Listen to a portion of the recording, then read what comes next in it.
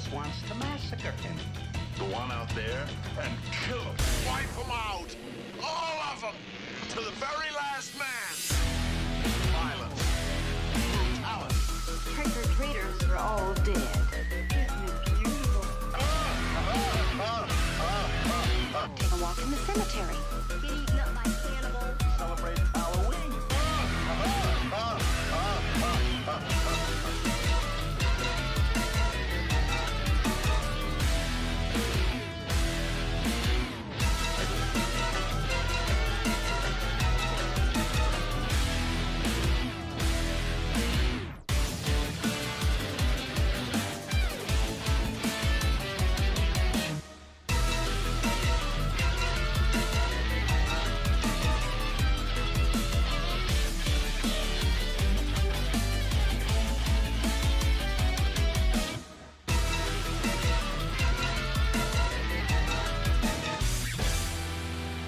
11 kisses. Penny, baby.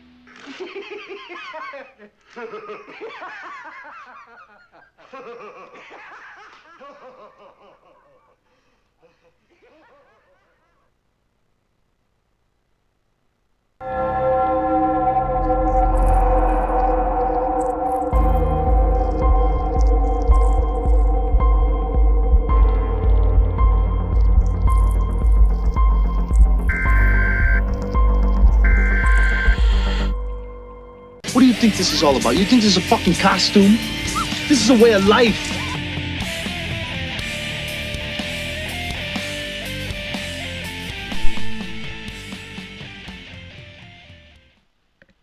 Hey, Ballbusters, Bates here with your friend and mine, Ray Mungus, and we're ready to discover what makes a hero on episode 54 of Way of Life Live.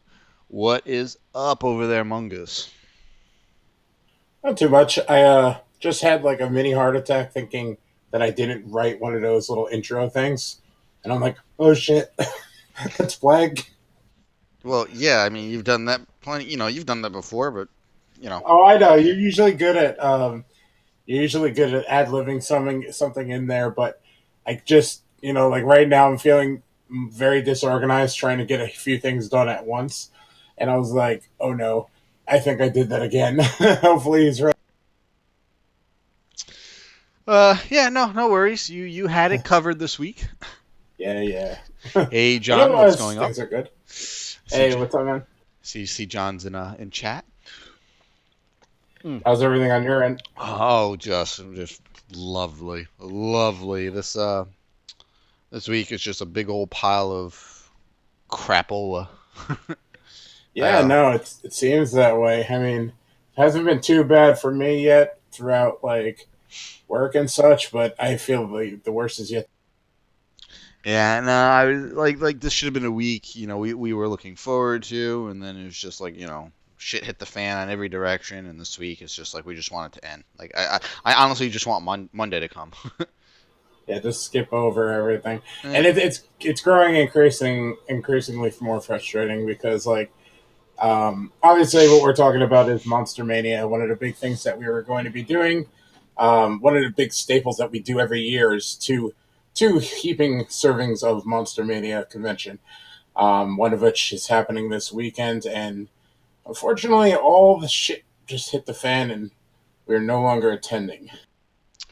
Yeah, shit came up for some of us, and then I could have got a hotel room yesterday, but nobody else is able to go, so I'm not footing that bill alone. Plus, going alone it kind of defeats the purpose of going to a convention. Conventions are, our convention rituals are, go down there, hang out, we party, we drink, we watch movies, we go to the vendors, we go to the panels. And we do this all together, all the while drinking profusely. Totally. And I was gonna bring a nice bottle of spiced rum down for us too, man. But all is not lost on the March convention front. There is another convention coming up with a pretty decent guest list. I actually got to look up that guest list again to see if there's anybody there I really wanted to meet. I mean, there was only one person at Monster Mania I wanted to meet. John is still trying to get me to go down with him on Friday. He's pretty much said he's going because he wants to meet HBK. But it's like, dude, like I hate going down for the day. I know he really wants me to. I don't know. I mean, maybe. Yeah, I think we spoiled ourselves over the years of just having all these situations where it'd be like we've got a room at the hotel that it's happening in. We always do this together. I mean, at our peak of convention going to this particular convention, I mean, we've had multiple rooms, upwards to like 10 people, like coming down and hanging out. And now it's kind of become like this little personal thing for us, just like a handful of us, twice a year tradition. And, I don't take it lightly. I'm partly responsible for why we're not going. And this is one of my few vacations. Monster Mania, as simple as it is, as small of a convention as it is, though, crowds and such will say otherwise. But I don't need to go out and take a cruise. I don't need to fly to some far off country and see the sights. I need a big case of beer, some friends, horror movies, and to spend ridiculous amounts of money on shit that I don't need. That's what really fuels me to get through the year. And seeing as we're going to be missing one of the two, it's kind of a drag. Thankfully, like you were saying, we have another one coming up by the end of the month, which I think is a little more different. I mean, there's a lot less large names, and it's probably going to be a lot less packed than Monster Mania is going to be. But I think they have some unique names in there and some people that aren't at cons very often. Yeah, I'm looking over the guest list again, and I see our good friend Kincaid is going to be there. Maybe Kincaid will get some love at this con. Here's hoping. But Jake the Snake, that's definitely pretty cool. I'm finally meeting Ernie Hudson after all these years. I always say I'll meet him next time. He'll be there. He'll always be there. And I've learned too many times that they always aren't going to be there. So I'm going all out, meeting Ernie Hudson and taking a picture with him, full uniform as a Ghostbuster, with the Ecto-1 in the background. So not too bad. Joe Bob Briggs, that's pretty cool. We've only seen him. We've seen him live once at an Alamo showing. I would love to meet him, just because he's probably like Sean Cunningham, but with less like far out things to say. Like he probably will sit there and yap your ear off about movies, which is pretty cool. Like Sean Cunningham, he'll just talk about whatever's in his head. Yeah, probably. And Leah Thompson is pretty cool. I've always been a really big Leah Thompson fan. I love her. She was like a big time crush of mine growing up. See, things are looking up already. Well, we'll see. End of March. I mean, I don't think I have anything planned for the very end of March, so it's definitely very, very possible. What are the events looking like? Good question. Scarioke. Okay. Ooh, already. A special night with Mick Garris. That is the only two special events I'm seeing. I also think there's going to be a short film festival, a lot of screenings, and they lean heavy into screenings, which I think is pretty cool. The Mick Garris thing is great because it's a live podcast, I believe, which he has a podcast called Postmortem Radio or something like that. Yeah, and it's really popular. It's I've heard Mick Garris talk on many different things, and he's just as much of a fan as he is a creator within the genre. So it's I think that's going to be an interesting thing to check out. Yeah, no, they got a lot of the film festival. That's crazy. Oh yeah, and it's going to be cool because it's taking place in Atlantic City, which I've been to a few conventions down there, and they don't exactly like break the the internet as far as like attendees go and attendance, and so I think it'll be a little bit more laid back than other conventions that we've been to. I could be wrong. It could be a massive success. Not to say that hasn't already, but I think it'll be more calm and relaxed and just a change of pace. Yeah. So no Monster Mania this weekend. Bummer. I will be getting a room for August. just to have it on hold, just to have it after the show. Actually, just give me the dates again, and I'm gonna call after the podcast ends just to get those rooms. Absolutely, and start working on Stefan, because I think that'll make for a really unique experience. Yes. So before we go ahead and get into a bit more stuff here, so my buddy from Sweden, Stefan, who has joined us on a couple of live commentaries, really, really nice guy, super friendly, really fun to talk to and bullshit with. He is planning on visiting the States, particularly my area, which is, right outside New York and Manhattan. And I had told him a while ago, because we've become pretty close, pretty good friends and everything. I said, listen, man, you ever come out this way, I'd be more than welcome, to put you up, so save you some decent scratch on room and board. And it seems like he's finally, taking me up on that, and he will be out here sometime in the summer. He's looking at July. I'm trying to persuade him to come in August. That way I can take him to a American convention, because they don't really get too many conventions over there in Sweden. So that is something that is definitely in the works. And if it happens, you can more than expect some cool things to happen on the channel, whether we do some type of like really special live commentary or whatever. We haven't really worked out any of those details yet, but it's definitely some cool things to come there. Oh yeah, it's gonna be cool. He's a really nice guy, as Bates said, and we're hoping that he's gonna be joining us on a lot of future live commentaries. We've already started kicking around the idea of kind of making him our third guy. And he works out very well with the flow of everything. So if all works out, by August and everything like that, I'm sure we're going to advance a little bit as far as the channel goes and technology and things like that. I could definitely see us doing all sorts of fun content going forward. So, and plus, we've done everything we can pretty much at a Monster Mania. We have some crazy, crazy memories. We never imported somebody to come hang out with us. So, I think that would make for a really, really fun experience. Yeah, and I'm gonna tell him he needs to bring a couple cans of Swedish beer for us. Absolutely. So yeah, so that's some cool things we got going on in the future here. So it seems to be kind of a running thing every week, and it's not a good running thing. I believe I said this last week, that we have to pay our respects to people we've respected over the years who have sadly passed before their time. And this week is sadly no different. We've lost a couple people this week. First up, they say death comes in threes, and good Lord, it worked out that way this week. First up is probably the biggest name that we lost, which would be Luke Perry. And, growing up in the 90s, being a 90s kid like we were, Luke Perry was a pretty damn big name.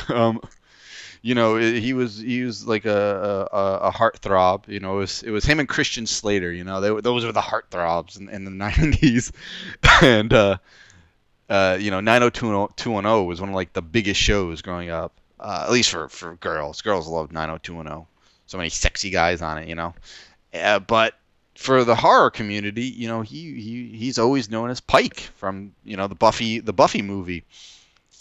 And I loved his character. I loved that entire movie, even though Christy Swanson is actually quite a bitch in real life.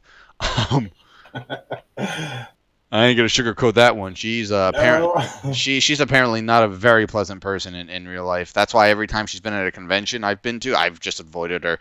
I don't want to see that in person, because that would really ruin me and really ruin the movie for me. But it's a personal favorite movie of mine. It got some great scenes, some amazing lines, probably Paul Rubin's best performance, and it's all spearheaded by Swanson and Luke Perry. And he sadly suffered a stroke about a week or so ago, and he just couldn't pull out of it. He couldn't beat it, and that's sort of what happens with stroke, sadly. You know, some can pull out and they're actually okay. Others pull out, and then they're like Tim Curry, who, by the way, is actually recovering very, very well. It's crazy, as he had his stroke in 2012, and every time I see recent videos of him, he's talking better, he's looking better, he's still in the wheel, he's never getting out of that wheelchair, sadly, as far as I can tell, but he's able to conduct himself in more of the Tim Curry manner that we're used to as fans. So, strokes aren't the end all of everything, but sometimes, like poor Luke, sometimes it just hits you harder than others. So, gonna raise a drink to Mr. Perry. I'll let you take the next one since you're probably more familiar with his work than I am. Yeah, absolutely. You pretty much hit every nail on the head for Luke Perry, so I can't really say anything but ditto at this point. But unfortunately, another person that we lost this week was the electronic punk rock, whatever you want to call this band, the Prodigy. One of the singers of the Prodigy, Keith Flint, unfortunately, commit suicide early this week. He ended up passing away at 49. And this one kind of hit me in a weird way because, obviously growing up in the 90s, you grew up with bands that came before you. You started discovering bands like Sabbath and all the rock acts of the 70s and 80s. But you also kind of want to forge your own path away from what your parents kind of listened to. Well, my parents listened to a lot of rock growing up. So yeah, I got to that point where I'm like, all right, I need to discover things on my own. And one of the bands that I discovered was the Prodigy. And usually, like many people, we all got in when they kind of hit hard on the scene. And with that was with the Firestarter, Smack My Bitch Up, and of course, Breathe, those songs. And seeing the video for Breathe, it was one of those, this is what I need in my life. This is this dark, crazy punk rock, do whatever the fuck you want sort of attitude. And you didn't get that from electronic music acts before, and it was almost scary. Like when the parents of the 50s and 60s kids, or the 60s kids, saw Ozzy for the first time. It must have been one of those situations where you're just like, oh my God, these guys are going to take over the world and turn everybody into Satanists. When you saw Keith Flint in the Breathe video, you kind of had that sort of alarm to you. It wasn't safe. So they kind of ushered in this really cool era, in the late 90s that was dangerous, fun, and, kind of pushed you into your own kind of character. And, he was responsible for quite a bit of that within the genre. And they've been around for a long time, the late 80s, early 90s. And every time you see anything from those guys, they all seem to be doing their thing. They're always going to be doing their thing. And then, unfortunately, something wasn't right in this situation. And he took a different path, from many different artists, And it's kind of jolting when you see somebody that looks okay and then they ended up not being okay. We've had that happen with plenty of singers, in the past, and this is probably not going to be the last. So it just sucks that a band that you always felt was going to be there, one that you could go see anytime because they'll be continuously touring, is now not going to be because of, this tragic death. And, it sucks, but it's part of life, unfortunately. Yep, and last but certainly not least, wrestling legend King Kong Bundy, who, again, as kids growing up in the 90s, if you watched wrestling, you knew who King Kong Bundy was. He was a force to be reckoned with. We lost him at the age of 61. I don't think we've gotten exact cause of death yet. I'm going to go out on a limb and sadly say it was probably a heart attack, but don't quote me on that. I don't think they've released, cause of death at the moment. And you know, he had a super iconic match, I believe, at what was that, WrestleMania 2 with Hogan in the cage. Yeah. Mm-hmm. So you know, this guy had a great career, and you know, it's sad when you lose wrestlers that you grew up watching. I mean, I've said this before, but one of the hardest deaths that ever hit me, you know, aside from when Ronnie James Dio died, was Dusty Rhodes. When Dusty Rhodes died, I was a blabbering, just balling mess, man. So, you know, these guys put their bodies on the line and their health on the line for us as fans, and it's never easy when a good one goes. And Bundy was, I always thought he was one of the good ones, man. He was super entertaining on the mic, in the ring, just overall just a really fun performer to watch. And you know, that's obvious, he hasn't performed in quite a while, but just knowing he's not in the world anymore makes it a little bit less bright, you know. So Luke Perry, Keith Flint, and King Kong Bundy, rest in peace, guys. You'll be missed. All right, so before we get into the meat and potatoes of tonight's episode, what are we watching on this month's live commentary? Ooh, something that's relevant to some news that just dropped today, kind of. But did you see that? Are you talking about that trailer? Correct. I did see the release of the trailer. I did not actually watch the trailer. You don't have to watch it, but I mean, after the show, whoever's listening could click our name right now and check our channel, because we popped up the trailer for the sequel to I Spit on Your Grave, the 1978 video nasty classic. All right, is this a sequel to the original or sequel to that remake? This is a sequel to the original with the original's writer and director. And Camille Keaton is back from the original, which is really interesting. I didn't hear anything about this, and it kind of struck us, you know, like by surprise completely, because they were writing the remakes of the I Spit on Your Grave films like quite a bit. That apparently they made three or four sequels to the remake that I never even heard of. I don't think anyone heard of. That is not good. No. I know they made a second, but after that I kind of just tuned out apparently. But this one came out of nowhere today, and I like it. I like the trailer. It looks cool. Apparently the horror community is not on board with this thing. They don't want anything to do with another rape revenge movie. They don't want anything to do with a man directing it, even though it was the guy that made the original, or any of that. But, you know, to hell with them. It's more film for us, is the way I see it.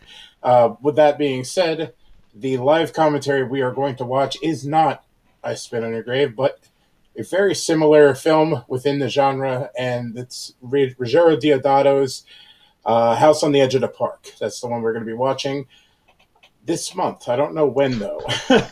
Well, I guess it would have to be the weekend before Atlantic City. That's correct. I assume that would be the 22nd. Ideally. I think we could do that, yeah. Ideally. Yeah, no, I'm down. We'll iron out those details after the show. We'll pick a good day. We have to kind of like huddle with our buddy from Sweden to see what he can make work, and we'll have the date of when we're going to be doing it as soon as possible. Check the Twitter, check the Facebooks, and obviously check the Wednesday night show, because we'll be babbling about it as always at length. So yeah, no, you have some time to track down House on the Edge of the Park, which stars David Hess and the infamous Ricky. Oh, Ricky. I forget his name right this second, but he's in every Italian horror movie ever, so you'll immediately recognize him. And he plays a character named Ricky. That's where we stole that from. So get a copy of that movie. It's kind of difficult to come by. At one point, it was only available in like a a 3-pack of horror movies, but that's been many, many years since, so you might be able to track it down on one of these streaming sites. And, as always, we have ways of making that work. So definitely tune in for that. Yeah, his name is Giovanni Lombardo Radice. Or Radis. There we go. That's the guy. Yeah, we reference Ricky all the time. Ricky is in every Guinea film ever. Seriously. I love that we were like joking about it that one time, and it turns out to actually be him. Oh, and Cannibal Ferox. Yes, that's right. I was like, dude, this guy looks like freaking Ricky. Oh, it is Ricky. But yes, this happened one more time with City of the Living Dead. Yes. I love it. But yeah, this is a Deodato film. Deodato is quite known in the horror community. Still kicking. You'll know him from Cannibal Holocaust and Body Count, which I believe that's a David Hess film too, isn't it? I want to say yes. I think it is. It is.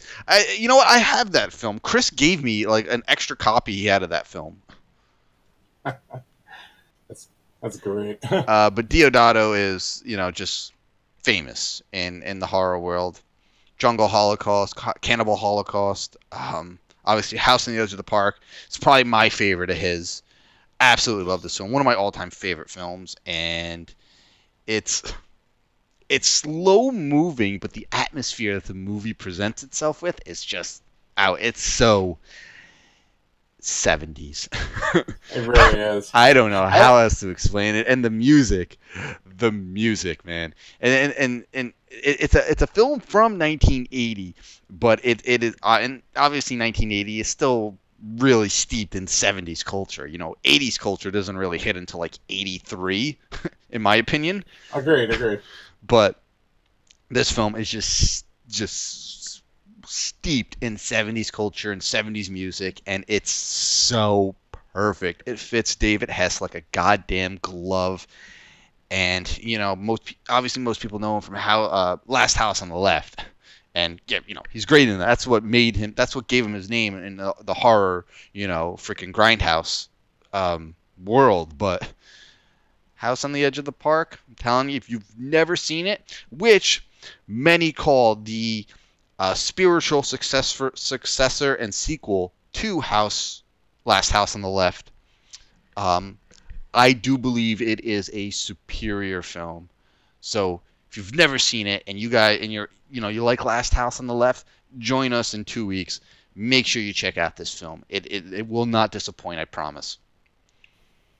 I echo pretty much everything you just said. I just wanted to say one thing that I was actually discussing earlier, not to deviate too much, but it's so weird to come from a fan perspective on a rape revenge movie, and kind of like you almost feel guilty saying that it's a good movie because it's so awful, like awful scenario. Like I was talking to my brother about the I Spit on Your Grave movie, and he's like, well, I want to hear a little bit from a fan perspective. I'm like, God, I feel dirty even saying that I'm a fan of the movie, because it's like there's a 30-minute rape scene in it. Like it's weird to like a movie like that, but at the same time see the high quality points of the film. Well, I'm sure we're going to get into this on the commentary itself, but it's this really weird gray area of liking it when you should probably hate it. Yeah, but at the end of the day, you got to remember it's all, fiction, man. It's a movie. It's there to shock you, entertain you, especially this particular genre. This is meant to push buttons, man. Absolutely, and God damn it, they do. And you know what? 10 years ago, the feeling this way wasn't even a notion in fans' heads. Feeling dirty for liking a rape revenge film. You liked it. You just, people just liked it. Now it's like sort of like, the thing you don't want to talk about in public anymore. You don't want to talk about these movies. And, I get it. It's because of that kind of the culture we live in. But you also got to remember, these are 40-year-old movies at this point. And, you know, they're Plus, here. They're really important, too, because, you know, they're visceral and they don't pull any punches. You know, it's if you sit there and, you know, look at a rape survivor and just kind of be like, oh, well, that happens, blah, blah, blah, whatever. This kind of, like, makes you uncomfortable, and then it forces your nose into it. And I think they accomplish a lot in not pulling any punches, you know, and really depicting what this situation is like. You know, I think they're more important today in this world that we're living in than they were when they were trying to shock us in the 70s and 80s. Yeah, and actually, at the end of the day, a lot of these films, you know, again, they do depict rape in pretty detailed fashion. But when all is said and done at the end of the movie, it also depicts empowerment. And oh, absolutely. You know, it's two sides of a coin there. People always look at the more negative aspects of these films. Again, the rape depiction, I get it. No one's condoning that, but it's a movie, and it's meant to invoke these feelings in you, whether it's feelings of disgust, rage, hate, anger, all of it. It's what it's meant to do. And then the other side of that coin, which doesn't get talked about at all, is the empowerment that the victims get by the end of the film for one reason or another. So, you know, don't just pick and choose what you want to attack on these films, man. You know, you want to attack it, that's fine, but, you know, bring up the entirety of the film. Just don't pick out the parts that you think need to be attacked. That's not fair. It's a completely unfair. I guess I don't know what I'm trying to like. It's just yeah. It's just you know you just can't do it that way. It doesn't work that way. All right, enough of the jibba jabba over here. Let's go ahead. Let's drop into some horror news.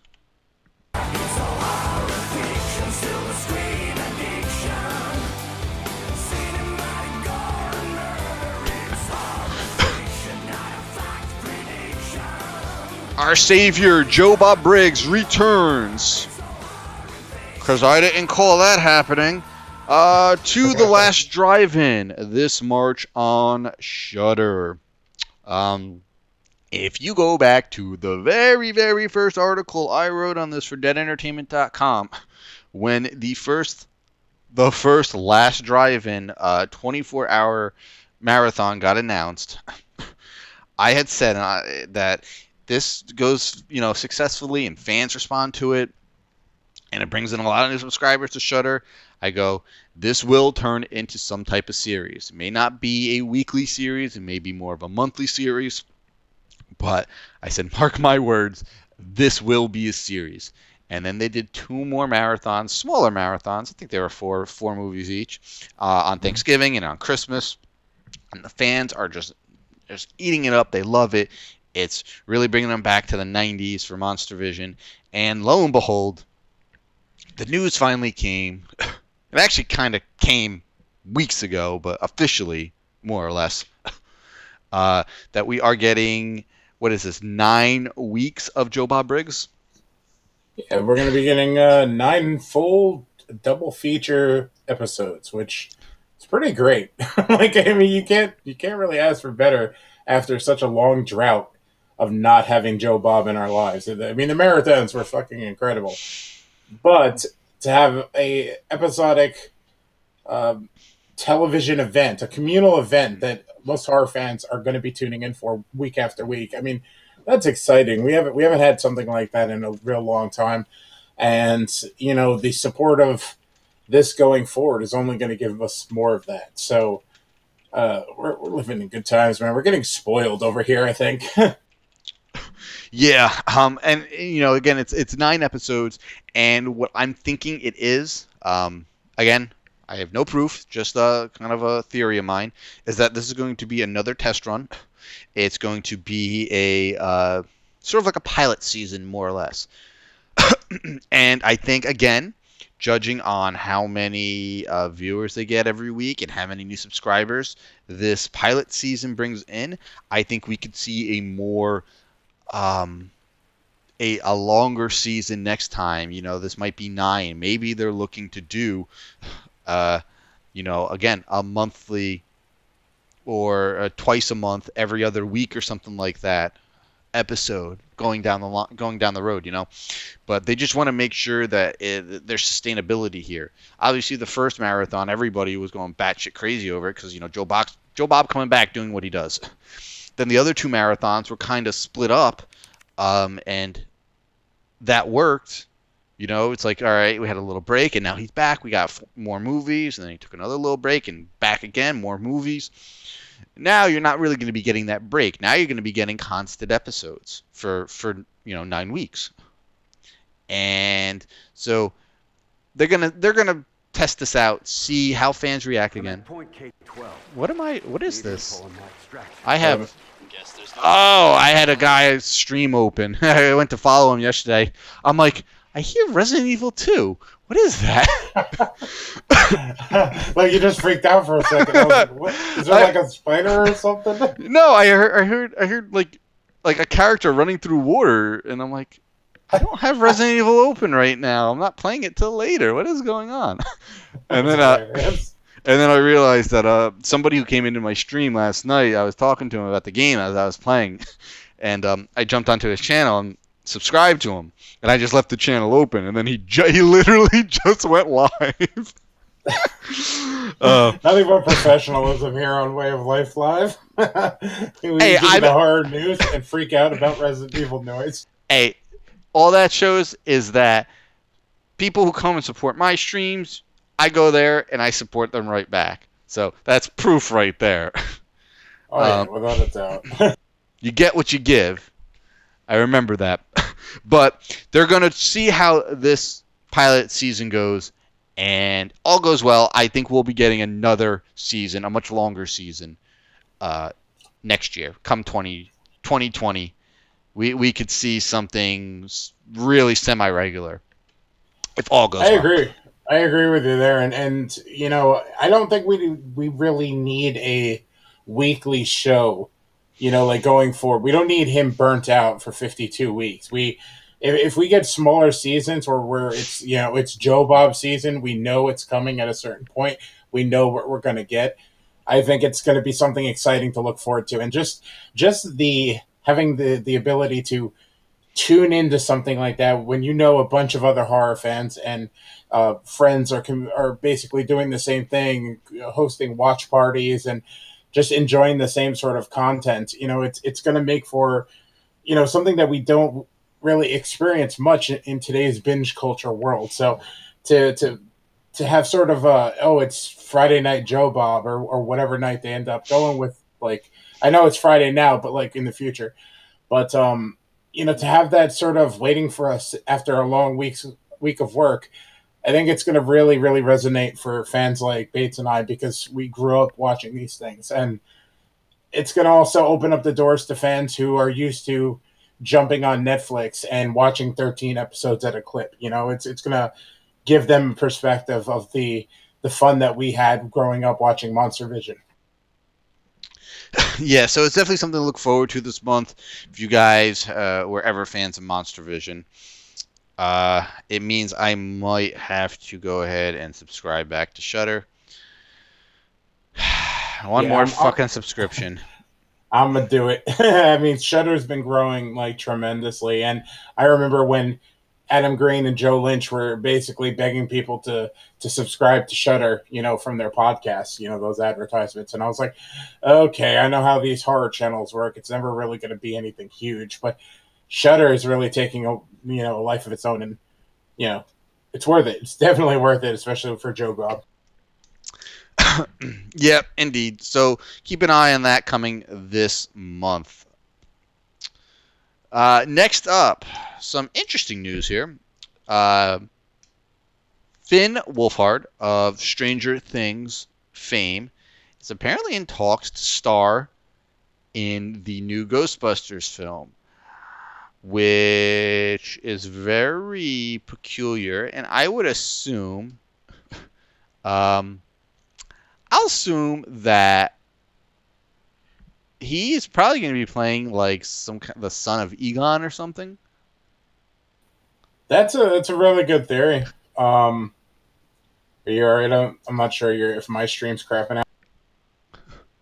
No, we're good. Okay, no, I heard it cut. I heard your voice cutting out a little bit. I'm like, am I going offline? All right, so that's a really good theory and one that's being passed around. Apparently, the synopsis of this movie is basically a single mom and her family who have mysterious ties to the original film kind of move off to somewhere, I assume outside of New York, and things start to happen. From what the rumors are basically going around, the main focus point of this film is going to be kids, like teenagers. So I think you're onto something as far as like a relationship sort of tie, but where they stand as far as the Ghostbuster fame, or are they going to strap on a suit and a proton pack? We're not really 100% sure, but I think they hit the nail on the head when it comes to casting somebody who's already wore the uniform. Or a version of the uniform, that is. Yeah, exactly. No, definitely a real interesting choice, and I think it'll bring people in, especially obviously fans of Stranger Things, which is one of the biggest shows right now. I can't really say anything about the synopsis so far. It's until we get more, maybe see footage whenever they start filming, and I can't say anything.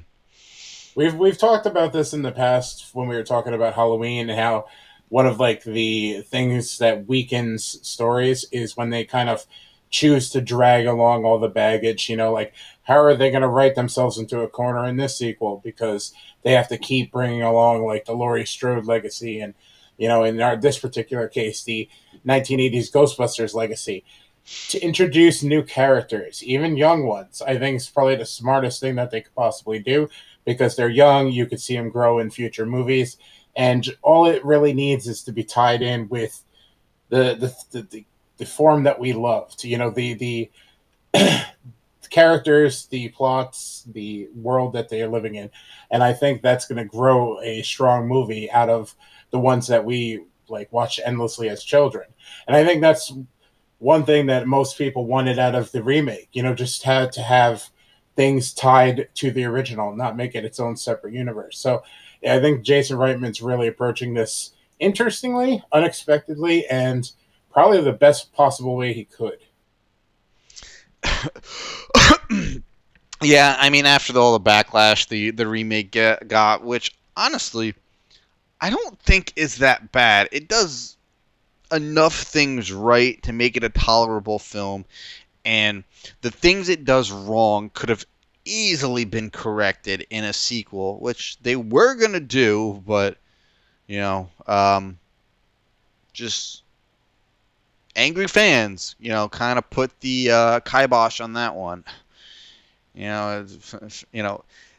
live in a world where the voice of the fan is really means something nowadays, or more, I should say, the voice of the troll. I don't even give him that much credit, and we're gonna see if that rings true when it comes to this film, because if this film does the same sort of business the remake did, maybe it's the film itself, maybe it's Ghostbusters franchise itself waited way too long. It's yet to be seen. Yep. So, I mean, not a whole lot here, but something to just kind of wet your whistle into the next news piece. Next, bigger news piece drops hopefully next couple months. Lost Boys TV series, some casting update. Speaking of angry fans, yeah, we have a theme going on tonight. Just you wait. So, I guess this kind of confirms that this doesn't take place in the timeline and universe of the original films. No, sir. Because the casting updates has to do with the frog Sisters. Oh yes, you heard me right. Not the Frog Brothers, the Frog Sisters. They have gender swapped 2 vital characters from the original movie. I don't care. It doesn't bother me. It bothers all those other people that just can't handle this kind of crap. That's not what happened in the original. That's not true to the original. It's not trying to be the original. Why don't people understand this shit anymore? These are they're not remakes. I guess reboot is more appropriate. They're different visions. That are going to obviously take aspects of the original, but they're not going to do it, character for character, word for word. So, you know what? Pull the knot out of your panties and fucking man up and deal with it. I get it. You don't like what they're doing. That's fine. Don't try to don't be one of those assholes who's just going to destroy the series, destroy the film, whatever, just because you don't like the changes they're making. You don't like their casting choices, their gender swaps, their race swaps, whatever they're doing. This is the world we live in now, and this kind of change, whether these people want to admit it or not, is very progressive. And I, for one, dig it. The series could turn out crap. All right. I'm not going to blame their gender swapping of the Frog Brothers to Frog Sisters as the reason why the show turns out to be crap. It could be crap for many other reasons. It could be actually really good. And at which point, the people tearing down the series right now for this casting change will never admit that the show is good. Right? No, absolutely. I don't really see the point in getting all worked up about it, because just as much as we saw ourselves in the Frog Brothers, there were plenty of girls growing up that also saw themselves. Sure, it's the stereotype of, a bunch of people going to a comic store as kids. There was never any females or kids, girls that picked up comic books or anything like that. That stereotype rings true in most people's minds, but the reality of it was we weren't alone as men. We weren't, or as boys, should I say. I've always been a man. I don't know about you. I'm saying when we were younger, but in any case, there were definite people that saw themselves in these characters, regardless of being male or female growing up. And in this particular case, where men and women read comics, go to comic book movies, and enjoy all of the stuff that, back in the day was kind of like frowned upon or shunned, and you were considered a loser for liking that shit. It's widely accepted these days. And what this is doing by making this swap is only showing that, yeah, those characters were for boys and girls back in the day. And now, being that the boys already had their turn at it, they're giving the light to somebody else growing up that might see themselves in these characters. And I don't think there's anything wrong with that. Whether you're a Ghostbuster, a Frog Sister, or a Jedi. Like, who cares? We all grown up wanting to be one of these things, despite it being fiction. And I don't see anything wrong with letting the opposite sex or a different race take center stage, in a reimagining, so that the new generations could have those same moments that we did growing up. There's nothing wrong in that, at all in my eyes, and I'm totally cool with this. Yeah, I don't understand where all the anger is coming from. The Frog Brothers, they were 2 rough around the edges, kind of no-nonsense, raunchy kind of weirdos that got the job done. Those are all aspects and traits that a female can possess. Right? Yeah, there's nothing exclusive there at all. No, it's not like they were running, the Frog Brothers were running around with their dicks out, killing vampires. That's not how this worked, No, I mean, they could have used it to stake people, I guess. So, the whole anger behind this, it's just not warranted. There is these are all character traits that any female character could have, and we've seen it before. It's really funny when you think about it. What you were saying about how these characters were for men and males growing up in that time. Another movie from that time, who also happened to star Corey Feldman, kind of bridged that gap a little bit when you think about it. Look at the Goonies, man. Now, the Goonies was compromised mainly of male characters, yet there were still 2 female characters who were with them from the beginning of the movie to the end of the movie and joined with them in all of the nonsense and craziness they got into and proved that they can be just as tough as the male characters in that movie. So it's not far-fetched at all. It's just that people are just so attached to how things were 35 years ago that they can't even fathom the idea of change. And it's sad because it's just not the world we live in anymore. We live in a more progressive world, and these changes are going to keep happening. And God, I say keep fucking bringing them on, man. People, right? Yeah, it's like, people are so mad, about Rey in the Star Wars, in the new Star Wars movies. I think Rey's a great character. They need to flesh her out a bit more, I think, but overall, I think she's a great character. Just anything having to do with a female nowadays, it just seems like it just rustles jimmies, and people just gotta fucking man up and get over it. I'm just saying that I think it was one of my good friends basically took like a little Facebook video right after bringing their kids to see Ghostbusters and seeing the little girl, their daughter, with a little proton pack from the 80s that, I own too.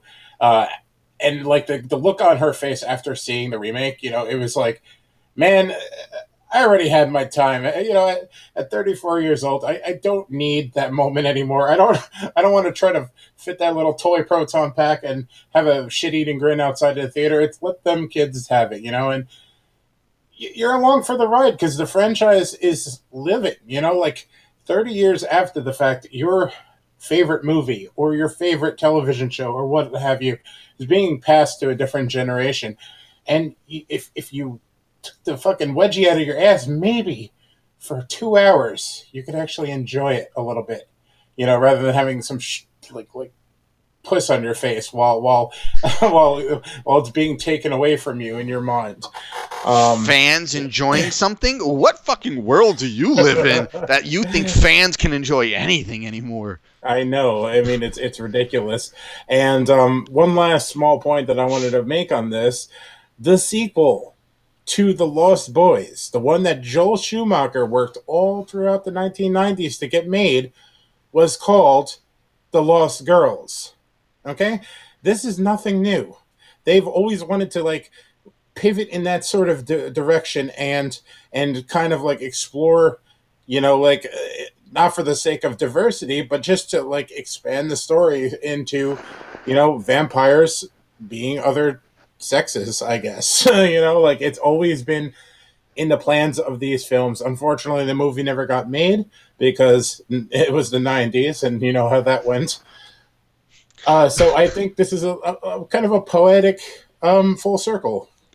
So, because of people who don't like the gender swapping, we didn't get a Lost Girls Joel Schumacher film, and because of you fucking people, all right, because of you fucking people, you know what we got instead? We got bat nipples and bat crotch. So fuck you people. Yeah, no, that's a good way to look at it. I mean, bat nipples, as a result, because of you. He put bat nipples on the suit. Bat nipples and crotch shots and ass shots. Badass. Not badass, bat ass. You people suck. You people suck. All right. Filming is now underway for Morbius. I put this in here because this is one of the movies that you said you'll believe it when you see it. And well, we have one of those clapper boards, an official Morbius logo and social media pages. and Jared Leto looking emo behind said clapperboard. We have a picture. And all signs are pointing to Morbius filming right now. Okay. All right. So I will move the goalpost. I will believe it when I see a trailer. I knew you were going to go that way. Yeah. I have to admit, I don't know that much about the character outside of the mini arc from the 1990s Spider-Man animated series. I've never read enough comics with him in it. I mean, he had his own series for quite a while, if I'm not mistaken. And I just don't know how much is there. But vampires are popular, and I was going to say that the animated series arc, in my opinion, is probably like that's all you need. That was such a cool arc. Yeah, well, I mean, they could do something like that to kind of invoke the feelings of the kids from the 90s who watched it and recognize it. It just makes you wonder because Felicia Harding was a major player in that arc. So right. I don't know if they would bring in such a big character like that. Felicia Harding, who is, the Black Cat character in the comics. So, maybe. I guess maybe if we ever get some more casting news, or if they end up casting a attractive, fit, blonde hair woman, I guess that would answer the question. But yes, the movie is filming. Something I didn't think was going to happen. But again, a movie could start filming and it could stop. It's not entirely out of the realm of possibility. The movie could finish, but it never get released. I mean, at this point, we may never get New Mutants. I'm surprised we're even getting Dark Phoenix. We'll talk a little bit more about that later. But, this movie could end up getting filmed and then shelved, especially once the buyout goes through and then Marvel and Disney own all the characters again. Morbius. No, this is a Sony product. Oh, so that's right. They're not Fox. That's right. You're right. Right. So they're playing fair, but at the same time, the spin-off movies don't necessarily have to do with Disney, but Kevin Feige is kind of keeping one eye on Sony to make sure that anything that could potentially involve Spider-Man, despite Sony owning the rights to that, won't mess up what he has planned for the MCU overall. So from what I see, in this whole thing, it looks like they're going the route of another anti-hero, which is fitting because Morbius did have spots of good and bad moments. He was conflicted. He was very conflicted character. And that's what made him very interesting, especially in the 1990s Spider-Man series. Agreed. Plus the whole love arc thing, I think they don't necessarily need Felicia Hardy to do it. You see any vampire movie and they all have that wrapped around the story. There's always some sort of love and conflict of whether they want to turn him into a vampire or whatnot. And you could pretty much do that with any character set up in this movie. And then you add some sort of villain of sorts where he is conflicted of being a good or bad person. He's a vampire, he's not, blah, blah, blah. And you got your story right there. So I'm just hoping that Sony does it right. Yeah. I think a really cool way to kind of bring him into the Spider-Man universe, if they're going the anti-hero route, then you need a villain. Now, I don't know who Morbius' rogue gallery is. I have no idea. You know what I would do? Something that has to do with the very next topic. No, that's too easy because you need a villain. That's not a villain. You got to bring in a villain. You know who I'd bring in? Who's that? Craven.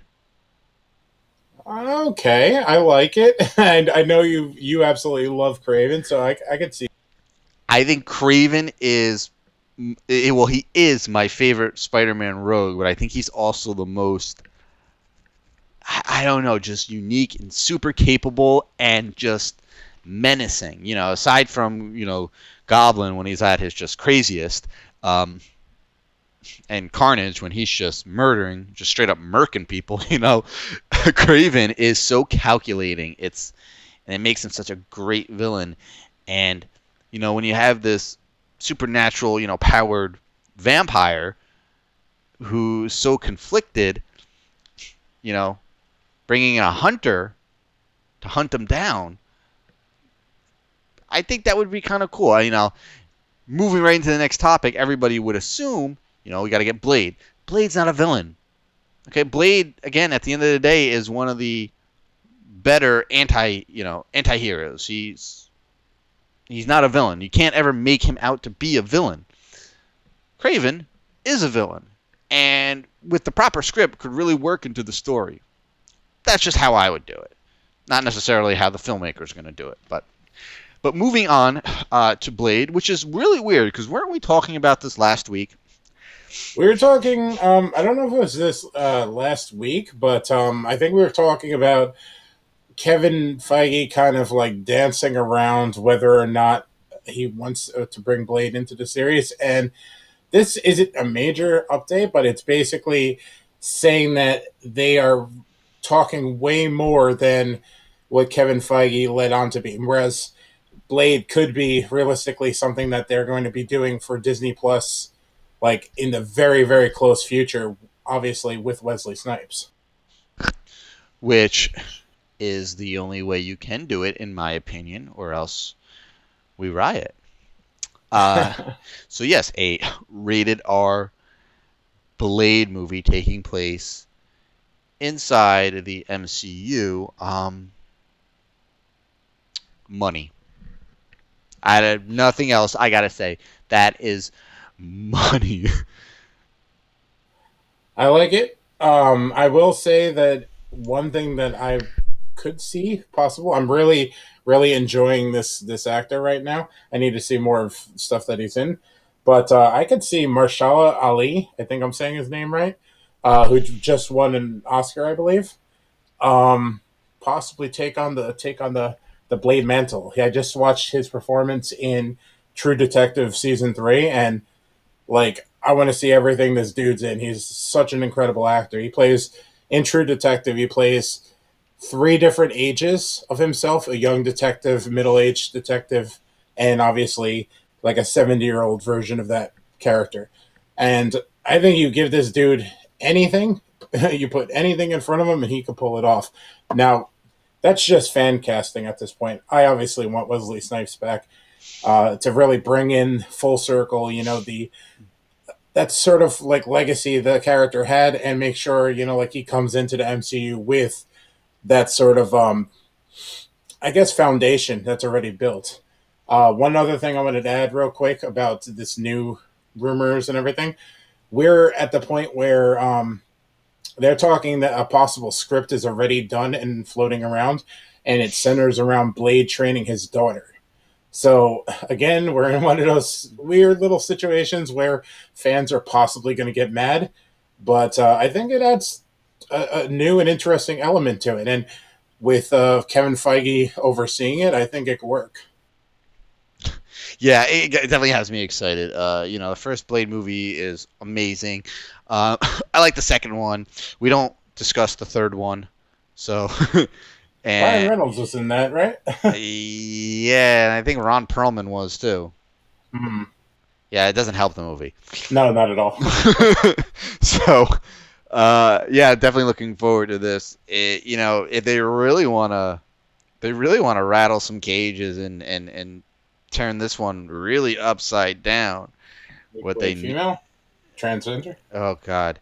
Okay. Would you let me fucking finish? All right. Without pissing people off, rattle cages in a good way, okay? I don't even know if that's a fucking phrase, possible. But yeah. They find some way, you know. They turn this movie into real, get it real supernatural. They find some way to maybe work in a little Ghost Rider. I like it. Or find a way to work in a little Moon Knight. They've been talking about wanting to do a Moon Knight series for a while. Bring him into the movies, man. I think it's time for Moon Knight to shine, in my opinion. Would you want him in a movie, or would you want him in like a series? I think a series would be too akin, because a lot of people like to call Moon Knight like the Marvel Batman. Though we actually had Marvel had another character called Nightwatch, who was actually more like the Marvel Batman than Moon Knight was. I don't know. Moon Knight is a really cool character, and he's actually another, black superhero. So think about it. Black superhero team up movie? Oh man. That just got me salivating over here. But who would play Moon Knight? I don't even know. Idris Elba, maybe? who, by the way, is in talks to play Deadshot in the Suicide Squad movie for James Gunn, since Will Smith is not able to return. I shit you not.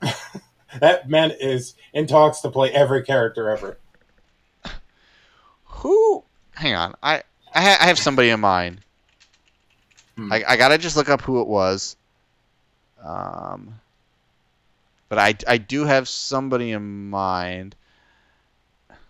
Well, while you look him up, I will say that Moon Knight would be good on a series, because they won't feel tempted to make this huge spectacle out of a movie for him. I think he's better grounded. I would have liked to see him on Netflix. Yeah, but I mean, they do a rated R Blade movie in the MCU. I think they're gonna keep it pretty grounded. So who I would cast for Moon Knight would be Omar Sy, who played Bishop in Days of Future Past. Yeah, no, I could get behind that. I like that a lot. He was a really, really good actor. So that's who I would cast as Moon Knight. Moon Knight, Blade movie, team up. Hire me, Marvel. I can make this stuff work. I can do it. If only, man. If only. Seriously. But, so yes, we'll see what happens. All right, so after all this geek and comic talk, how about we get into some geek and comic? I like it. Do it.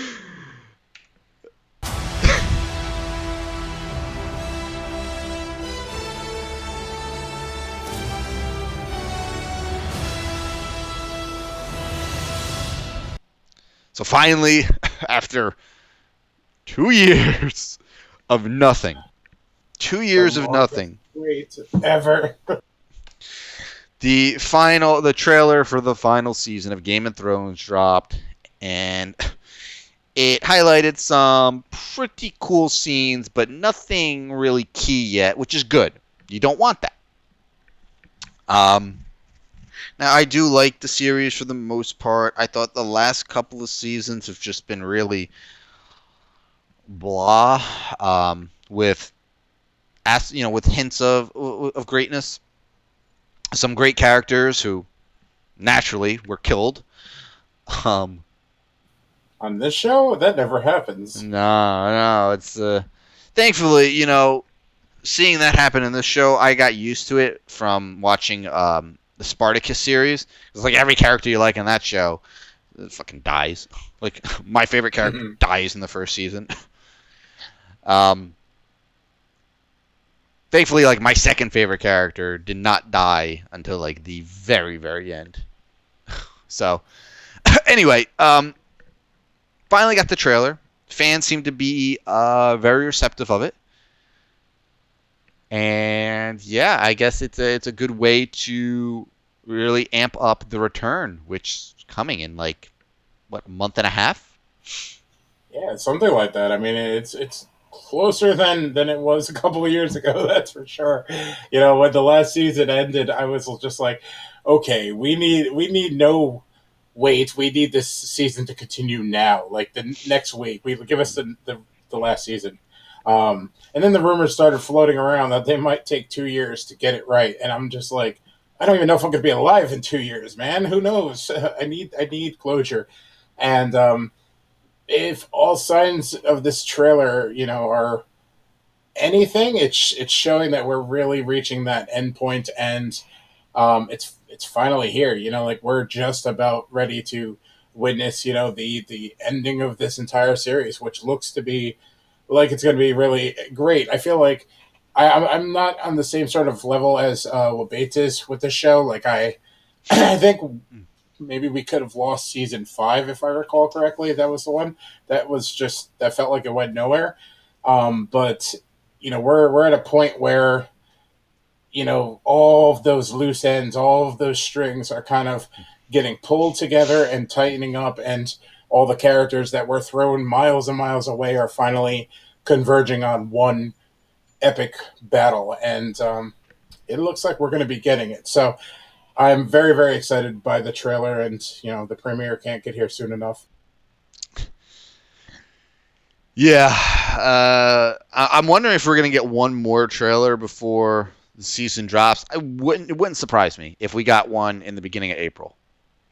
Yeah, but at this point, I think what they did with this trailer was they kind of just teased visual elements that, like, you're like, oh my god, like, I know what that means, or I think I know what that means because of all the discussion. If we got another one that was more story-based, I don't know if I'd watch it, because I think this teased just enough. Yep, agreed. So, I mean, not a whole lot to discuss here. It was nice to finally get something tangible for us to drool over. And, yeah, I mean, it's finally almost here. About a little bit more than a month away. It's coming back in April. And how many episodes? Is it 6 episodes? I think so, yeah. If I recall correctly, they're all going to be over either an hour or close to, like, movie length, like an hour and a half. Yeah. I saw some possible run times for some of the episodes where it was like 66 minutes, and I think another one was like 73 minutes. And I think a lot of people, myself included, were expecting like 80+ minute episodes, and it just doesn't seem like we're getting that. Let me put this into perspective for you real quick. We go to the movies and we see an hour and a half movie that tells a full story. And we're all over here sitting there looking at runtimes like, okay, it might be about 7.5 hours worth of movie time. I don't know if they're going to be able to wrap it up in that time. Like, it's crazy that what a show could do with what you want. Yeah. So we'll see what happens in a few more weeks. We got a new Red Band Hellboy trailer. So, is it better than what we got before? Yeah, but I don't know. This movie just feels really, really weird to me. I don't know. I'm not getting that Hellboy feel. It feels like it's way overproduced. What really made the first 2 Hellboy movies charming was everything was practical. Very little CGI. Now, there was more CGI in the second film, and there was no way they couldn't get around that. But the CGI looked wonderful, and it blended in with the rest of the movie so well. I'm not getting that same feeling. Now, again, I can't judge it by a trailer by itself. It's sometimes CGI isn't done in these movies when they release trailers, and I get that. But there was one scene in the trailer where Hellboy had like a flaming sword and he was riding a dragon, and it's just like, really? Are we really going down this route to try to pull people in? It looked like the kind of image you would see on a freaking like Chevy, painted on the side of a Chevy van in the 80s that had like a mattress inside of it and some shag carpeting. It looked like one of that kind of image. It's like, come on, right man. On that, man. It's like really. So, was it a bad trailer? no, it wasn't particularly a bad trailer. But for fans of the first two movies, I'm going to go ahead and go on a limb here and say they probably feel the same way I do. Am I going to see this movie? I don't know. I think I'll end up seeing it because Lobster Johnson is in it, and I like Lobster Johnson, and I think Thomas Hayden Church is playing him, and I kind of like him. So I'll probably see it just for that reason alone. Now, I'm feeling pretty much the same way as you when it comes to the trailer in general. Like, the visuals are impressive. A lot of the CGI you could tell isn't all the way where it's got to be, but the visuals I like. It gives kind of a comic booky, really iconic look to the film. What's really, really bothering me though is David Arbor. Like, if you watch Stranger Things and you hear how he puts on his role, you know, like his character, he's got this really deep, guttural kind of voice, you know, like a lot of actors kind of do that in movies these days, I've noticed, where they kind of like talk in this weird, almost throaty, low sounding deep voice. And the minute I heard he was cast, I immediately made that connection from Stranger Things. And I'm just like, his voice is going to be perfect for Hellboy. You know, like, he has that Ron Perlman voice, and he could totally pull this off. And then you hear the shit that he's saying and the way he's talking in the trailer, and it's nothing like I had imagined. Maybe I'm too attached to the Ron Perlman performance that it's really throwing me off, but I've already witnessed in Stranger Things him being able to do the voice that you kind of expect out of Hellboy.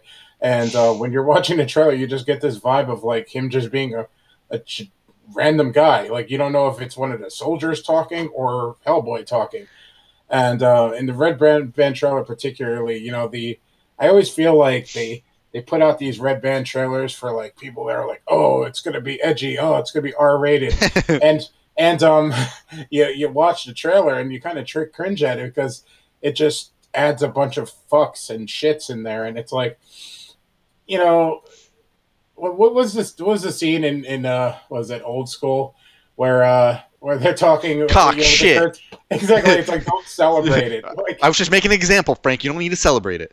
Exactly. That's immediately what comes to mind when I see all the fucks and shits in this. And I curse like a sailor myself. I have plenty of moments like that, but you know, maybe it's me getting older and realizing that you don't necessarily need that. Maybe I've seen Rob Zombie movies too many times and I'm kind of burnt out from it. But I don't need that in a trailer to sell me on the movie. I want something iconic, you know, and really well done. And the stuff that they're redoing from the first movie just feels cheap compared to Guillermo's movie. And I don't know, like you, I think I'm going to be seeing it just for the sake of seeing it. Maybe I'm judging it a little too harshly, but right now it's not doing anything for me. I might spend the weekend just watching the originals, including the second one, which I still haven't watched. Uh-huh.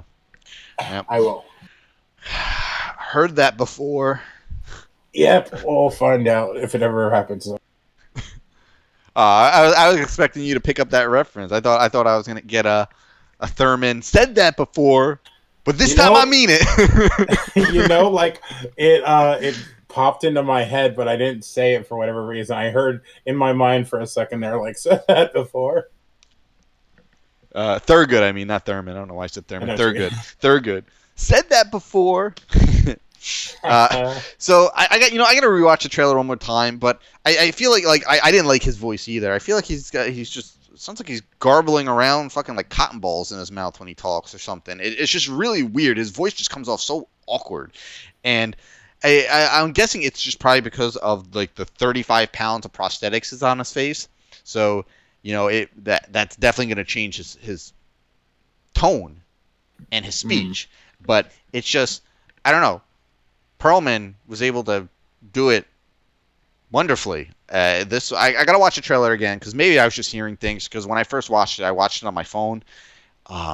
So after this, I'm just gonna pop it on again real quick and just definitely because I wonder. I'm curious if he like shied away from that deep Perlman voice as not to imitate.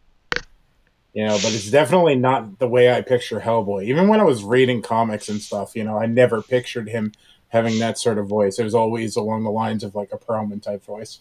Yeah, same thing could be said for like when Jackie Earle Haley was playing Freddy Krueger. I think he went with sort of a odd voice just to not try to mimic, Robert Englund. So that's a good point. I guess you could understand where these newer actors are coming from, but it just doesn't. It doesn't help them, but you get it, Mm-hmm. Moving on, we got a new Shazam trailer, and I like this more than the first trailer, and I liked the first trailer. So this was fun. This movie looks like it's finally embracing what it has made, damn near every MCU movie good, and that's you take yourself seriously when you need to, but fucking let your hair down and enjoy the fact that you're making a comic book movie. And this one is truly embracing that. And it looks like it's going to be, dare I say, overly enjoyable. There were a lot of great spots in this trailer. A lot of really funny points. And Well, do you have a favorite moment? Because I have one in mind.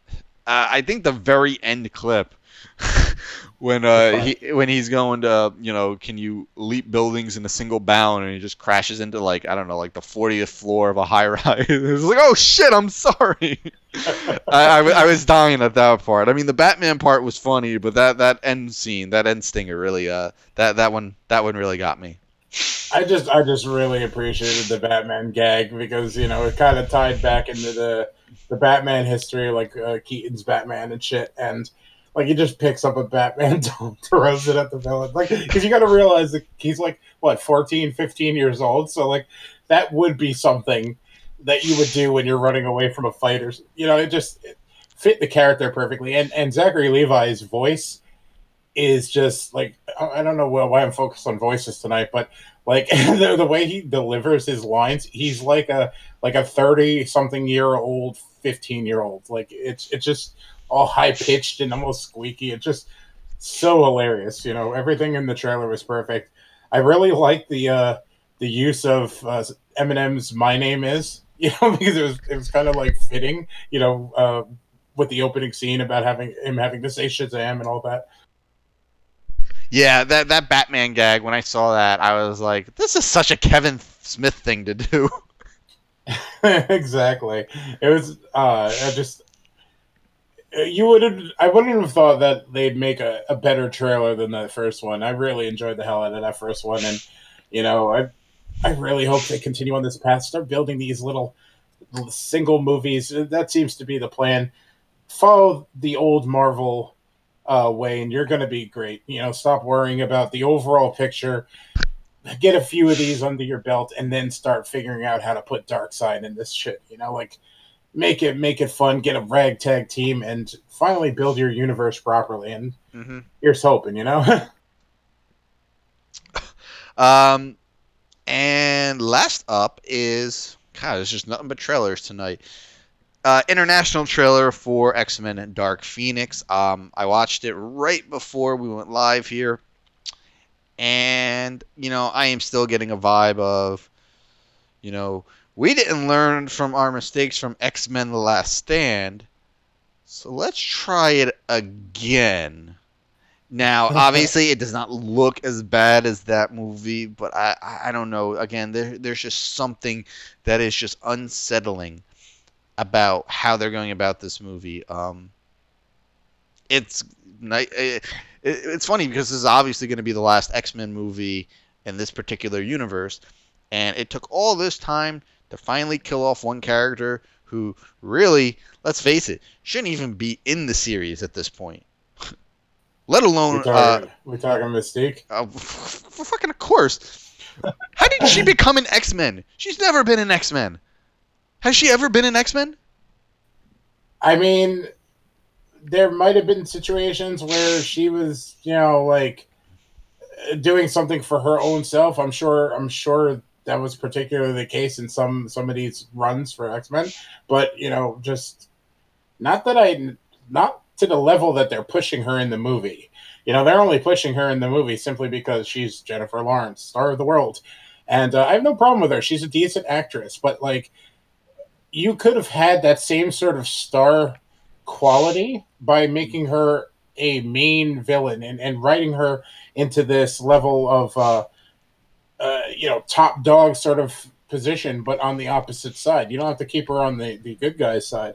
And I thought that was always really peculiar. And it would have been good to see her fully go to the bad side based off of all the story that was brought up in X-Men First Class and, the films that followed. But they just kept on putting her almost like a member of the full team. And it was just so weird to me. Yeah, just, God. Let's turn a villain who's been a villain her entire comic career into the leader of the X-Men. Sure, whatever. So the trailer, there's some cool aspects about it. You got Cyclops being a whiny bitch as usual, but that's just Cyclops' character, just being a whiny bitch. We gotta save Jean. Everything about Jean. Jean. You just want Wolverine to come in there and just punch him.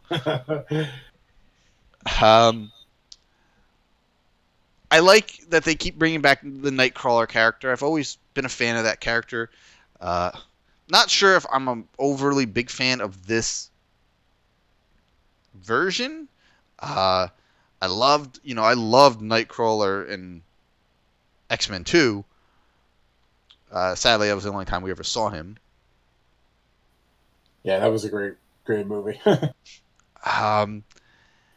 Obviously, I feel like Quicksilver is getting a little bit played. Yeah, they captured lightning in a bottle once, and then they did it again, and they didn't quite capture it. It sort of worked, but it's like, oh, okay. It's like, it's like the fucking Hangover movies. You got Hangover, awesome movie, everyone loved it. You got the Hangover 2, and it's like, oh, okay, I get it, a little bit different, but it's still the same. And it's like Hangover 3. It's like, all right, come on, fucking done with this shit. Enough already. No, I completely agree with you there. Like I saw a glimpse of the Quicksilver sequence in the American trailer, which is weird because the American trailer just seems like just typical. We don't give a fuck about this franchise anymore. Schlock, And then I was really blown away by the international trailer. But going back to Quicksilver, you see a little bit of that in the U.S. trailer, and you're like, oh, another one. We're gonna see that again. They're gonna play a really soft song, and he's gonna go do this funny slow motion thing everybody's gonna talk about. But it just seems like a gimmick at this point, and I don't know. What I'm liking is the dude that plays the Beast. I like him. Slowly looking like Kelsey Grammer, and I'm digging that. I know. I've been a fan of his character through almost every movie. I think he's been a shining point. Especially the way his character keeps developing, and the way that Beast keeps looking. He keeps looking better and better and better and better. It's definitely, he's been my favorite aspect of all these movies. Now I like McAvoy as an actor, but I am not really buying his Xavier. Xavier is he's almost like a wise sage character in the comics. He has so much under control at all times, and it just seems like every fucking movie, it's like anything and everything is so far out of Charles's control in these movies now. It's like, can you do anything? Can you control anything? No? Then what use are you? You're the worst alpha level mutant ever. Go away. He's just as whiny as Cyclops now. You know what though, man? I wouldn't normally jump on that bandwagon and agree with you immediately, but this is the formative years. This is back when he made mistakes. This is like him trying to become that sage-like character that he was always in the comics, and you know, arguably was in the original movies with Patrick Stewart. My problem is all these crazy events are happening, and he is not really showing signs of evolving into that Patrick Stewart character. Not at all. That's what I mean. Yeah. I mean, fuck. I mean, Patrick Stewart in Logan had more shit under control, and he was a disaster in that movie than fucking McAvoy has in these X-Men movies. I don't get it. I don't understand why they keep writing this character this way. They're writing him in just like the weakest possible way, and I don't know. If they were taking those necessary evolutionary steps and showing that he learned from the last movie's mistakes and he learned from each and every moment, you know, not even just the mistakes, just everybody's moments in all of these films, you know, like arguably that's the thing that really molds him into the character that we know and love him as, you know, just him experiencing life through all of these people he's overseeing. And in this trailer, at least, he is just frustrating. He can't control it. He can't help anybody. I know those things are written into the script to kind of show that these problems are bigger and badder. But if decades are happening supposedly throughout these movies, because I think they put them out they're supposed to be like every 10 years. Like he should have grown significantly by now. Yeah, it's just been really like the biggest letdown in this particular iteration of the franchise, and I'm kind of glad it's, you know, we're at its swan song. You know, I didn't see Apocalypse in the theaters, and then I saw it on TV, and I'm like, I'm glad I didn't see this in the theaters. I agree on Apocalypse, but I think this might be a good note to end on. You know, it feels like they took this movie a little more serious than they did with Apocalypse, and I'm hoping that, you know, they can wrap this up in at least a way that's not going to frustrate fans of the series. We'll see. All right, so main topic for the night is obviously Captain Marvel. Mungus and myself are going tomorrow together. It's a date. We're going on a date.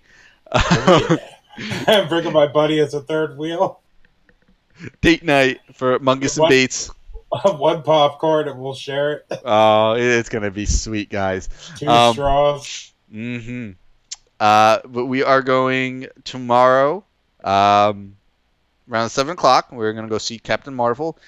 And we are throwing around the idea of, as soon as we get home, just getting ready and coming on and doing sort of like a live reaction. I think we did that once before, right? We did that for Ant-Man and Wasp, didn't we? We tried to. But a lot of random shit happened. I think like one of our computers broke and we ended up pushing it for a day. But yeah, we're definitely kicking around the possibility of just jumping right on once we get back.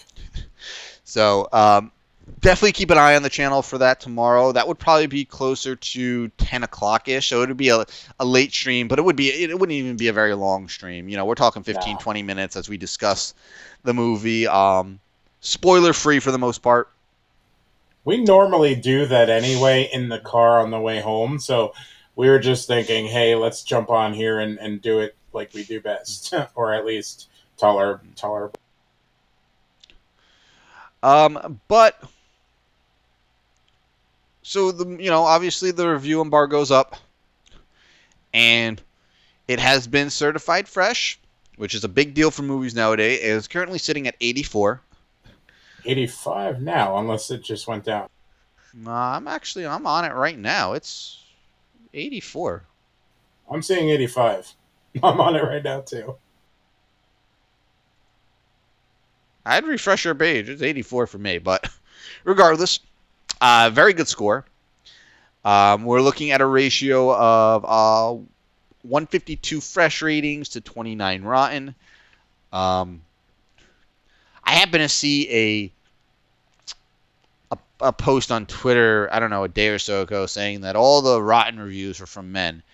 And I'm like, I don't know about that. And I'm looking, and I'm seeing at least 3 rotten reviews from women. And they're not even like 100% rotten. The two of them give the movie a 2.5 out of 4. So it's like, borderline. I mean, still over 50%. I don't know. Some of these website ratings are really weird. Like 2 out of 4, like 4. That's what your scale goes up to. Like 10, you're able to.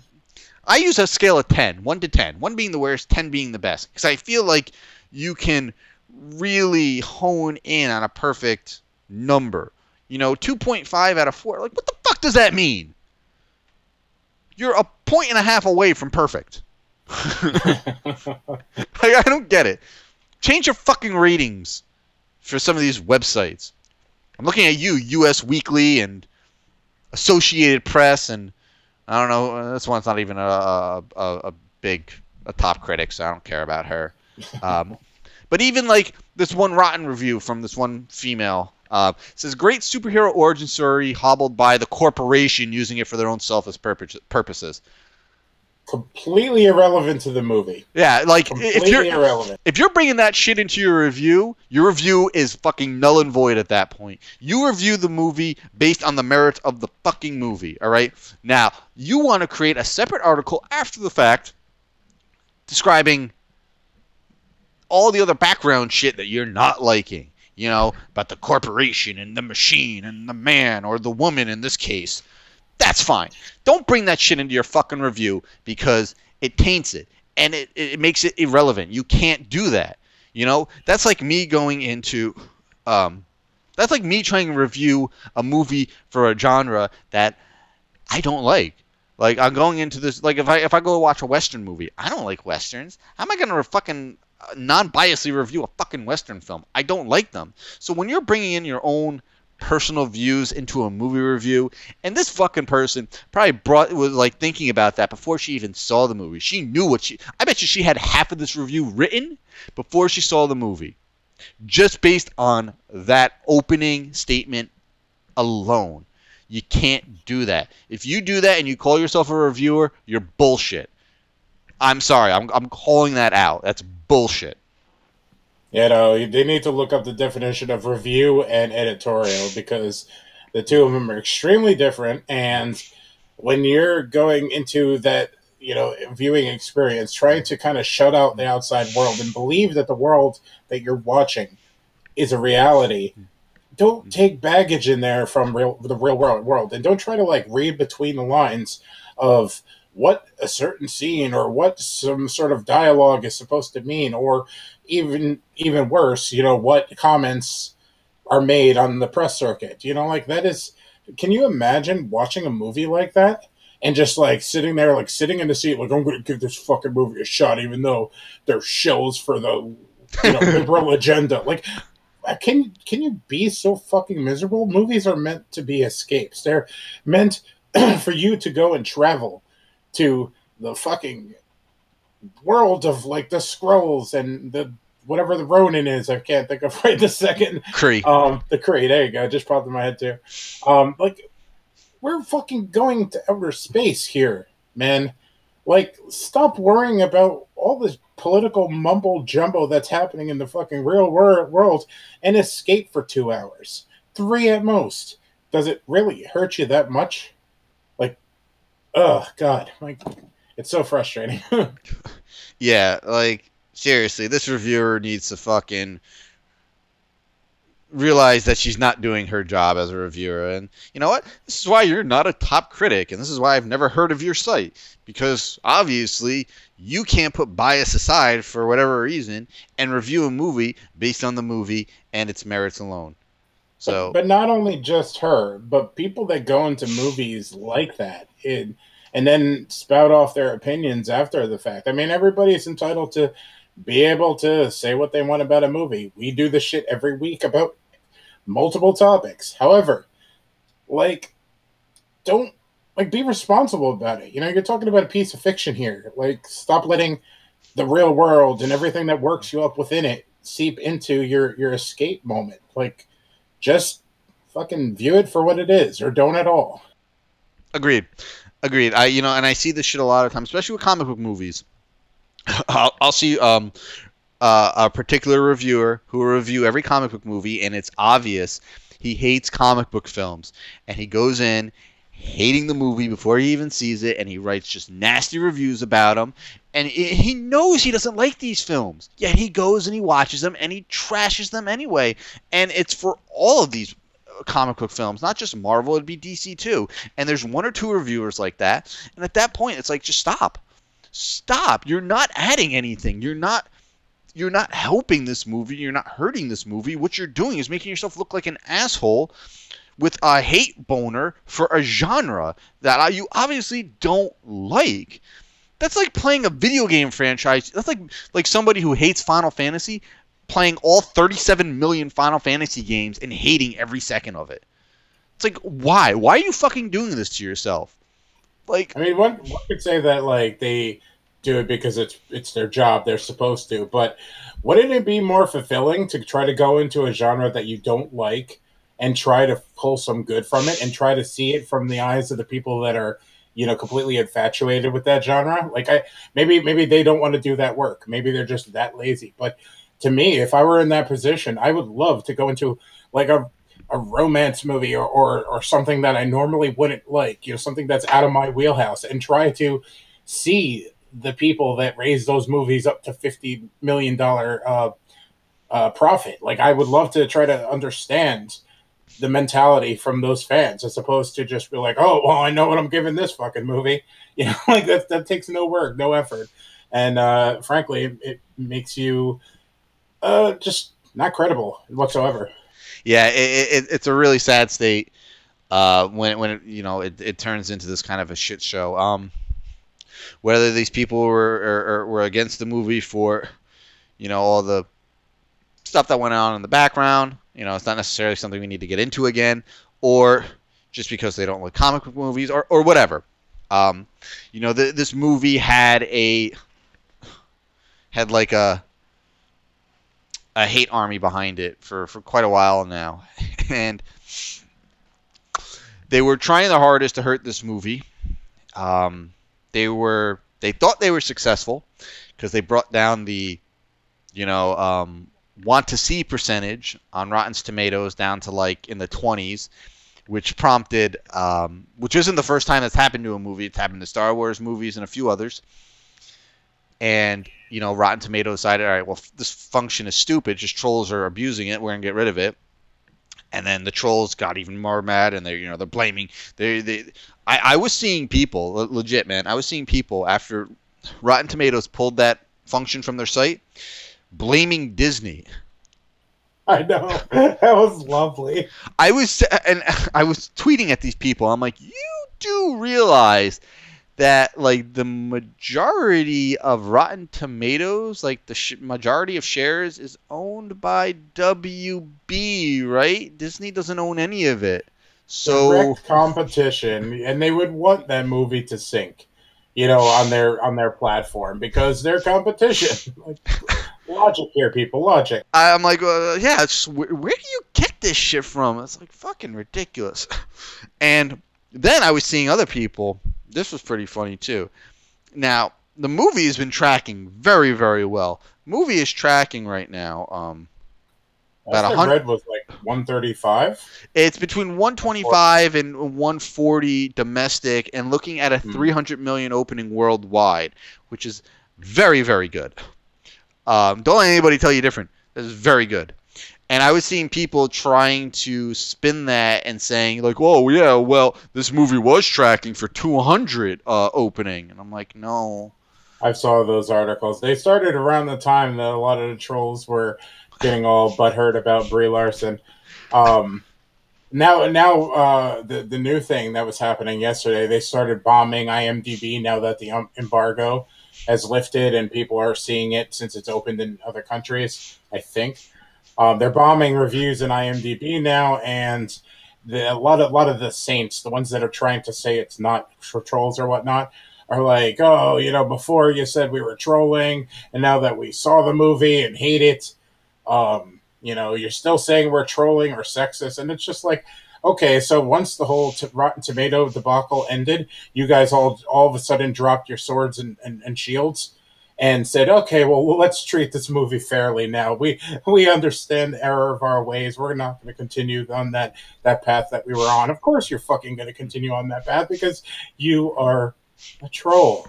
That's what you live for. That's what you get life out of. And I see no different in this whole IMDb thing than I saw with the Rotten Tomatoes. It's ridiculous. It's a point. Yeah. So to kind of put that into perspective, so there's over 11,000 votes on IMDb, and lo and behold, at nearly 29%, which is 3,200, are rated 1. Yeah, you're really. I'm sure all 3,200 of you saw the movie. Like, guys, like, come on. At this point, fucking grow up. You're not doing anything. You're not hurting the film. you're not. You've lost already. You've lost. And these are the same people who are claiming that the movie was tracking to open 200 million, and now it's only opening 125. When if you actually go back and you look at the data, it was actually tracking 100 million, and it went up to 125 after all this shit went down. So these people try to spin this any way they can, so it makes it look like they're winning this war when they're not. They are fighting a war against Captain Marvel, and Captain Marvel said it herself, she ends wars. And come the end of this weekend, she's gonna end this war. Whether I like the movie or not, it doesn't matter. The movie is still a success in my eyes, and these fucking idiots, they lost. Sorry, guys. Better luck next time. Maybe you'll have better luck when Endgame comes out, you know? Oh my god! Like I don't want to add any more because that was almost a perfect way to go. So I'm just gonna shut up and we'll talk about it a little bit tomorrow because I have some things to say about Endgame, but I'll add them for our Captain Marvel review. So yeah, no, I love that. That was a great quote. Captain Marvel ends wars. God, that's awesome. So yep. So tune in tomorrow. We should be going live probably between 10 and 10:30. Depends on what time we get home, and what time the movie ends. The movie starts at 7, so that means the movie will start at like 7:45. Naturally. And we should be back ready to go around 10. I'll probably have everything ready to go, so as soon as I come home, I could probably just hit the bathroom and then just jump in and start the stream. Won't be a pre-stream tomorrow. We'll jump right into our intro song and then right into the meat and potatoes. But thank you guys for hanging out tonight. A lot of fun. Covered a lot of cool topics, mostly trailers. A little weird, but they all came at once, man. I was like looking at them. I was like, God, can we stop releasing trailers this week? Again, if you weren't here in the very beginning of the show, we announced what this month's live commentary movie is, and that is House on the Edge of the Park, one of our all-time favorites. It is a convention staple. We watch it almost every convention, and it never gets old. Just great. Even though we're missing the convention, I love the fact that we're still watching it this month. It's very, very poetic. And there's a good chance we'll watch it the very next week if we go to NJ HorrorCon. Yes. So that is probably going to be, it's tentatively scheduled for Friday the 22nd. Next episode, live commentary, House on the Edge of the Park. Great film. Guys, track it down. Or you can watch it with us live. Again, you want to know how to watch it with us live, just contact me on Twitter. You can find my Twitter right down here. Bates_MotelMT. Go ahead, follow me, and just send me a message, shoot me a tweet, and I'll give you all the info. Make sure you also follow... Right here, yep, over there. Mungus at Ray Mungus, and follow Dead Entertainment at Dead Entertainment on Twitter as well. You can also like us on Facebook, facebook.com/Dead Entertainment. Dead Entertainment Twitter is actually Dead Ent Site. And yeah, so we're not going to Monster Mania this weekend. Just things did not go to plan. But if things do go to plan, we will have a pretty cool convention to cover at the end of the month. So we will continue to update you guys on that as that happens. I don't even know if there's anyone there I'd really want to meet aside from Leah Thompson, and I'm sure she's going to be really crazy expensive to meet. So, you know us though, since the prices on autographs like skyrocketed, we don't dabble too much in the whole meeting process as much as can't anymore. Wander. Yeah, no, exactly. You either buy shit in the vendor room or you pay $100 a pop for an autograph, and it's just I'm getting too poor for that. Yeah, man, I can't keep doing that with a kid on the way. It's like, oh, sorry, no diapers for you this week. I got an autograph instead. I mean, technically, you could use the 8x10 to wipe with, maybe. I don't think that would feel too good on a baby's butt. No, probably not. But thank you guys so much for hanging out tonight. Much appreciated. We should be releasing our next MBH episode very, very soon. I have it like 85% done. I'm actually just waiting for our background splash image for it, and then I can finish adding the bumpers, and we can get a release schedule for it. We're also planning on our next recording, I believe the beginning of April, right?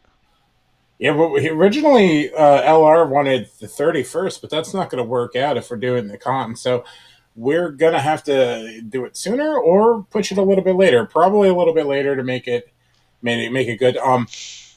Beginning in April is going to be a little bit weird, too, because we have all this wrestling stuff going on. We don't normally talk about wrestling on here, but next couple weeks, I want to fucking WrestleMania. Yeah, I think I want to have a wrestling dedicated episode just for the fuck of it, because we never do that. So, with WrestleMania on the way, shit, the schedule is going to be tight. Yeah, maybe WrestleMania week we'll rename the show Mark of Life. I like it. But anyway, guys, thank you so much. This episode went a little longer, but we had a lot to say. There was a lot going on this week. You got anything else? Nope. All right. Well, thank you, guys. We'll probably see you tomorrow night if you tune in for our live review sort of reaction to Captain Marvel after we get home from the movie. And until then, we'll probably see you next week. So thank you, guys, and remember. What do you think this is all about? You think this is a fucking costume? This is a way of life.